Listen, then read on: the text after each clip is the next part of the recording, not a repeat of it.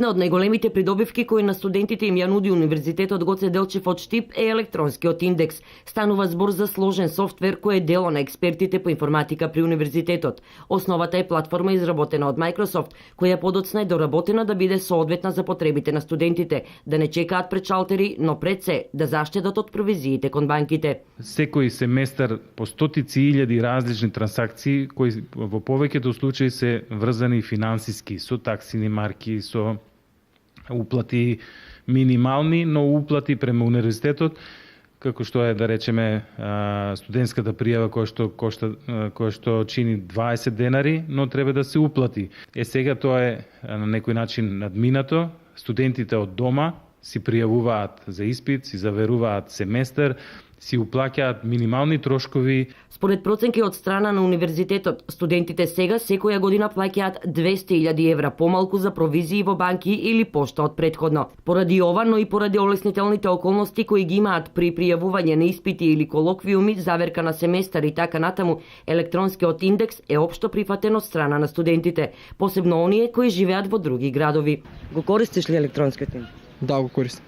И според тебе, дали е од големо значење за студентите, во што ви помага? Па, мислам дека е од големо значење.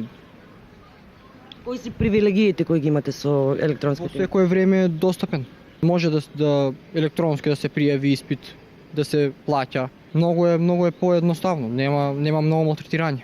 Добро што има електронски индекс бидејќи е достапно во секое време и многу е попрактично. Добро е за луѓе од други градови бидејќи не мора да доаѓаат веднаш во Штип за пријавување, но можат и од својот град да се пријават. Можат и преку интернет да уплаќаат и едноставно е. Електронскиот индекс е во интерес и на координирање и контролирање на работата на вработените во Универзитетот, посебно оние кои беа вработени во службите за студентски прашања.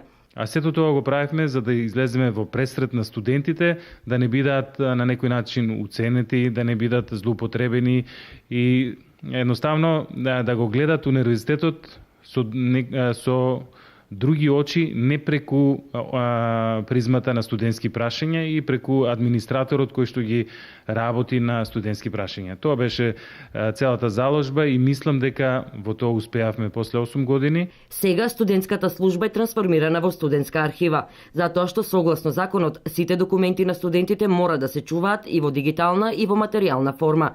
Во дигитална форма се чуваат во информативниот центар при Универзитетот, а задачата на оние кои биле вработени во студентскиот сервис е документите во материјална форма, кои бројат околу 50 за секоја академска година за секој студент, да ги сортираат во посебни досиеа за сите 18.000 студенти. Документите и во електронска и во материјална форма се чуваат 40 години.